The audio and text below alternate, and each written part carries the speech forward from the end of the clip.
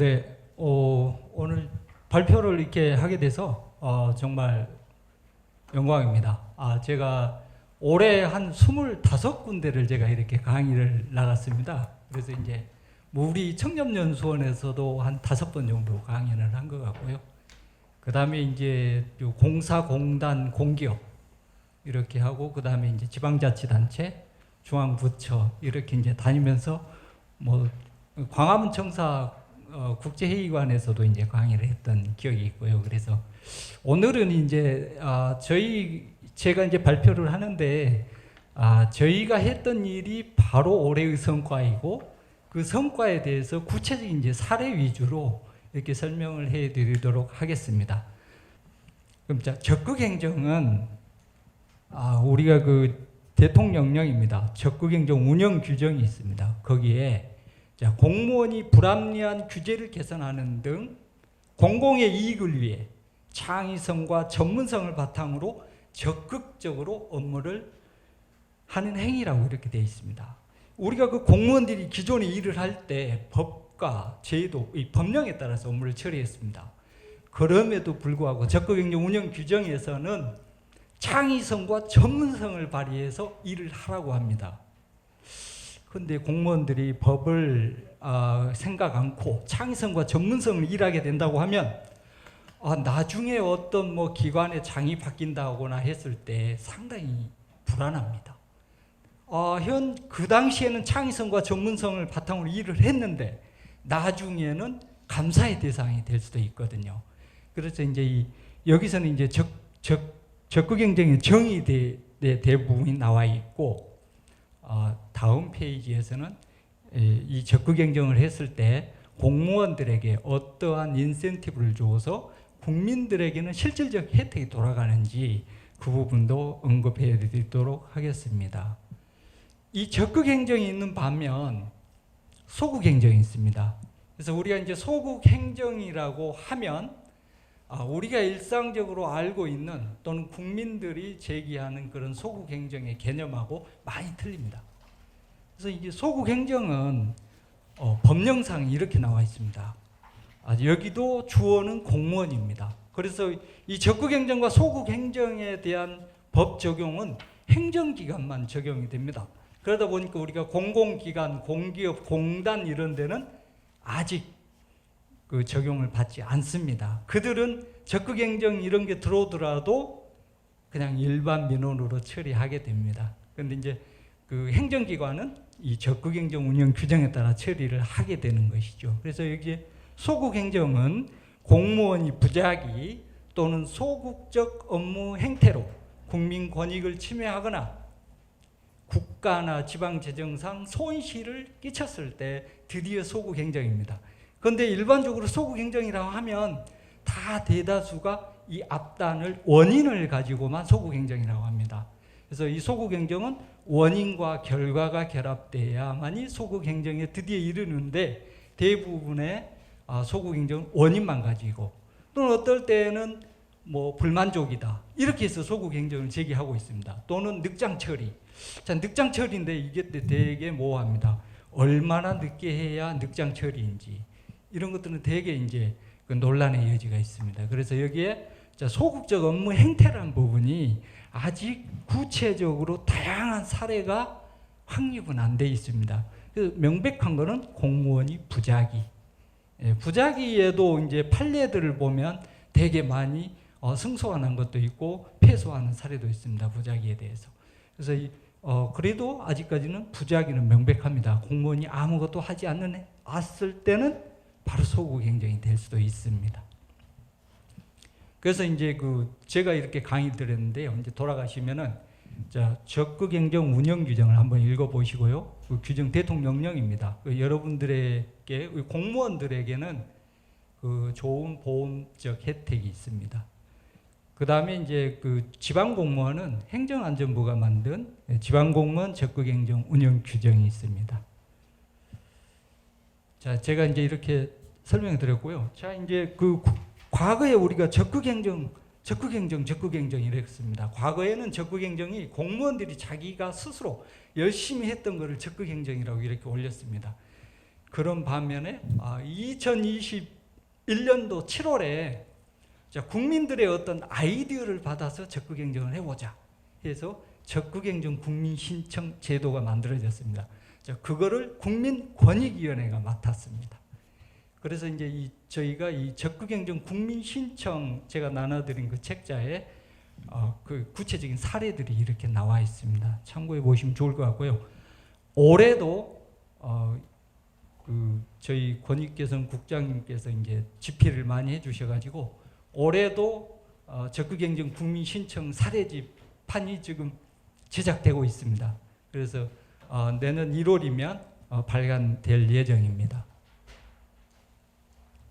자, 적극행정 국민신청 제도를 중심으로 해서 제가 설명드리도록 하겠습니다. 자, 적극행정은 국민이 제기할 수 있습니다. 어디에? 국민신문고에다 할 수 있습니다. 우리가 고충민원으로 넣어서 적극행정 해주세요. 안 됩니다. 국민신문고에 적극행정 신청으로만 신청할 수 있고요. 자, 신청이 들어오면 전량을 국민권익위원회에서 검토를 하고 있습니다. 국민권익위원회 적극행정 국민신청팀에서 검토를 해서 소관기관에 전량 배정토록 이렇게 되어 있습니다. 대신에 이 안에 국민권익위원회가 전량을 검토하면서 거기에 상당한 이유가 있다고 인정되는 사례들에 대해서는 해당 기관에 적극행정 의견 제시를 첨부를 해서 기관에 제공하고 있습니다. 그래서 통상적으로 적극행정 의견 제시를 저희가 권익위의 어떤 적극행정 권고다 이런 성격으로 제시를 하고 있습니다. 자, 그러면 이렇게 이제 적극행정 신청을 할 때 아까 그 적극행정을 했을 때 어떤 그 문제가 생겼을 때 그 해당 공무원이 보다 적극적으로 일을 처리할 수 있도록 사전 컨설팅 제도와 적극행정위원회의 의견 제시 제도가 있습니다. 이 두 가지 제도를 활용해서 담당 공무원은 이 업무에 대해서 집단 지성을 활용을 해서 업무를 적극적으로 처리할 수 있겠습니다. 그리고 이제 이 적극행정 국민신청 제도는 적극행정 국민신청 처리 및 운영에 관한 지침이 우리 국민권익위원회 예규로서 이렇게 만들어져 있습니다. 소극행정도 소극행정 예방 및 신고 처리에 관한 지침이 있습니다. 그래서 적극행정과 국민신청이 소극행정 신고가 들어왔을 때 이 지침에 따라서 처리를 하면 되겠습니다. 과거에는 이런 게 없으니까 대부분 민원처리법에 따라서 주로 처리를 했는데 이걸 먼저 적용하시고 없으면 민원처리법을 준용해서 처리하시면 되겠습니다. 자, 그러면 이제 사례를 적극행정 신청가 도대체 뭐라는 거야. 그래서 이제 사례를 설명드리도록 하겠습니다. 이 사례는요, 이제 학교 앞에 이렇게 이제 전봇대가 있는 겁니다. 도로 위에 전봇대가 있어서 이게 학생들이 학교 다닐 때 여기 숨바꼭질도 달고 이렇게 위험합니다. 그렇기 때문에 이게 학교에 이제 민원이 들어왔어요. 그래서 학교에 민원 들어와 가지고 이게 접수가 된 사례인데요. 대다수는 이게 학교에 민원이 접수되면 자, 이게 어디로 가죠? 우리가 일반적으로 일반 민원을 신청하게 되면 네, 학교에서 학교 민원이 아니니까 바로 소관기관인 한국전력공사로 주로 전봇대 민원을 보내게 됩니다. 그런데 자, 이거는 그 적극행정 신청을 통하면 그렇지 않고 이 한국전력공사하고 해당 교육청 그 다음에 해당 지방자치단체 시청에서 서로 협력해서 이 전봇대를 뽑게 됩니다. 또는 그 통행 불편이 없는 곳으로 이전을 하게 되고요.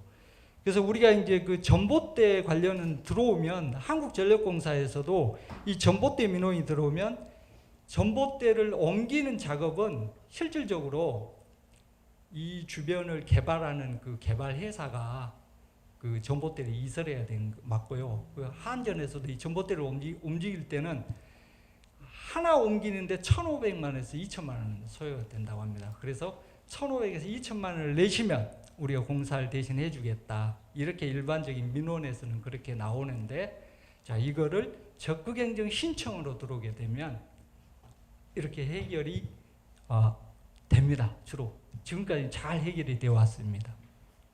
네, 다음은 이 사례는 이제 수원시청의 사례인데요. 수원시의 신도시 비슷하게 새로운 그 아파트가 이제 입주를 했는데 약 10,000세대가 입주를 했습니다. 10,000세대 입주했는데 실질적으로 이제 아이들이 초등학교를 가려고 하는데 아직 그 학교가 새로 설치가 안 돼 가지고 구도심에 있는 학교를 가게 되는 겁니다.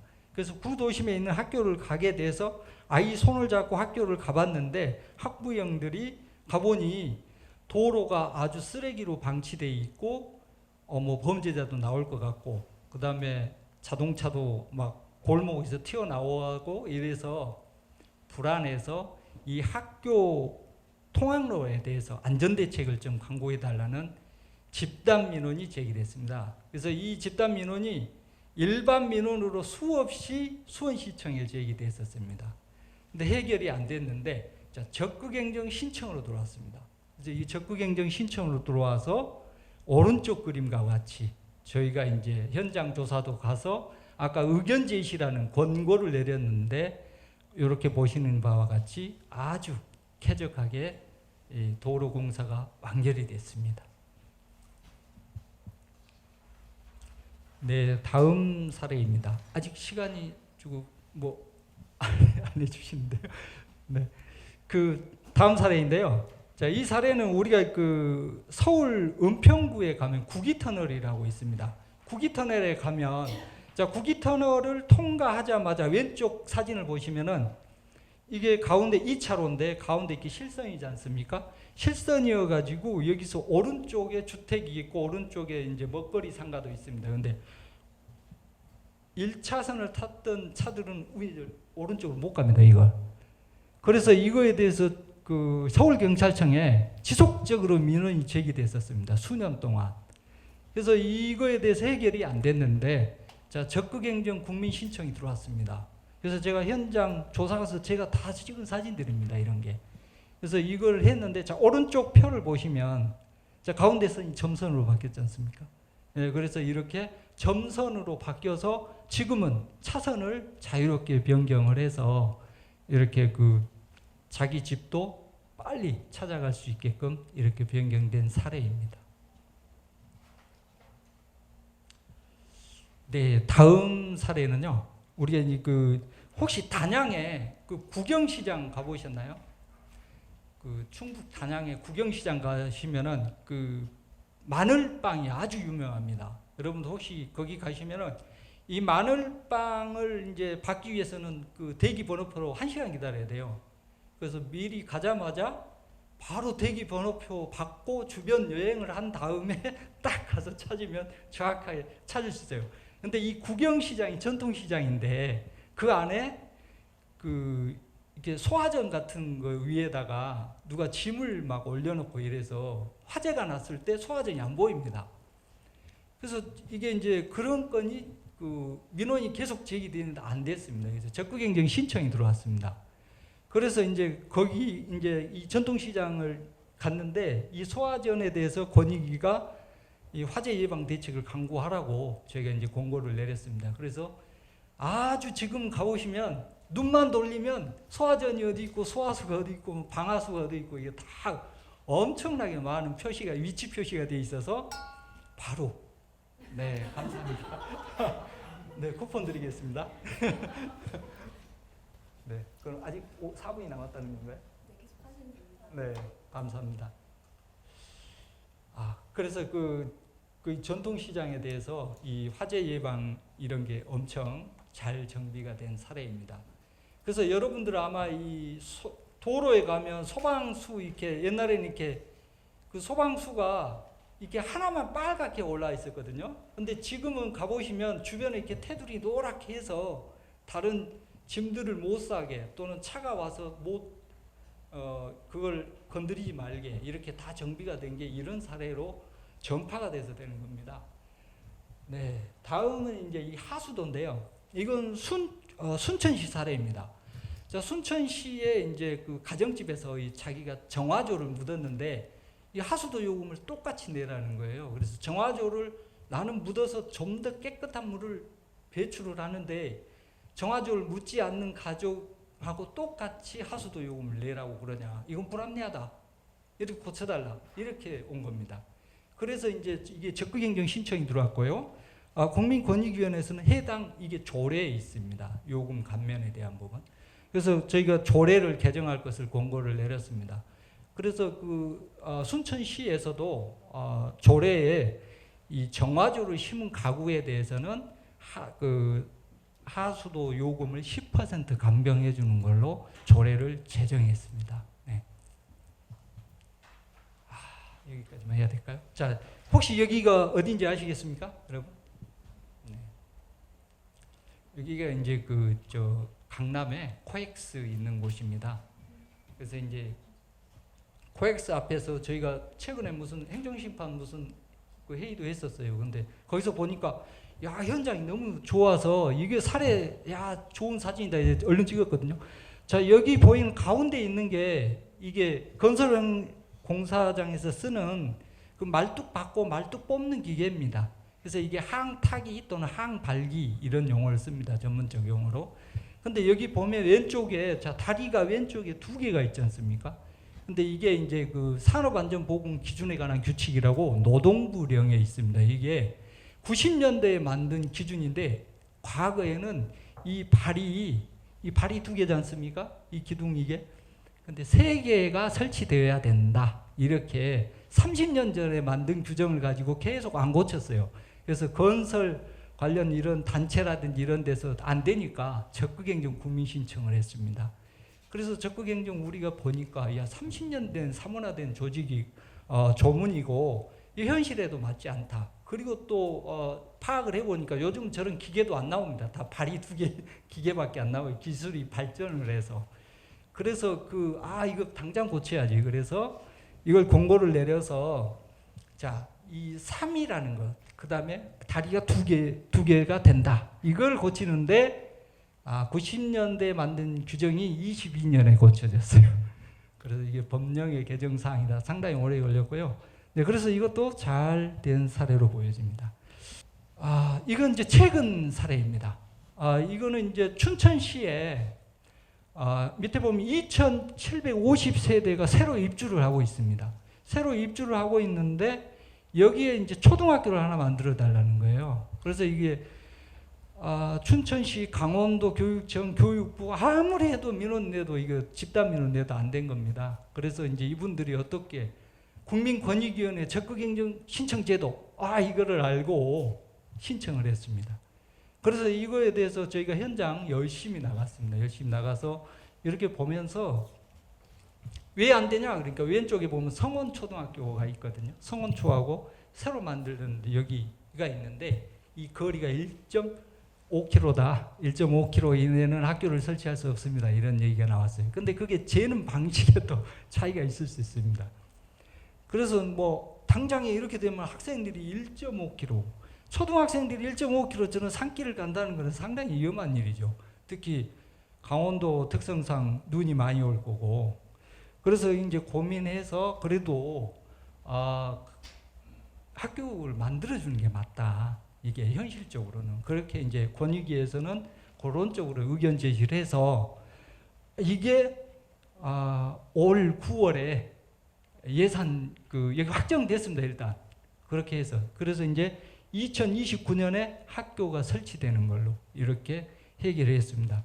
그래서 저희는 옛날에 과거에 그 자동차 선전이 있습니다. 우리 적극행정 국민신청 제도의 이 팀은 소리 없이 강하다. 레간자 뭐 이런 강구가 있었습니다. 그것처럼 묵묵히 국민을 위해서 저희는 일하도록 하겠습니다. 마지막으로 이 클라우스 슈밥 4차 산업혁명 저자이고요. 세계경제포럼 회장이 이런 말을 했습니다. 4차 산업혁명 시대는 큰 물고기가 작은 물고기를 잡아먹는 구조가 아니다. 작더라도 빠른 물고기가 큰 물고기를 잡아먹는 시대다. 이랬습니다. 적극행정 국민신청 제도는 권익구제의 패스트 트랙입니다. 네. 감사합니다.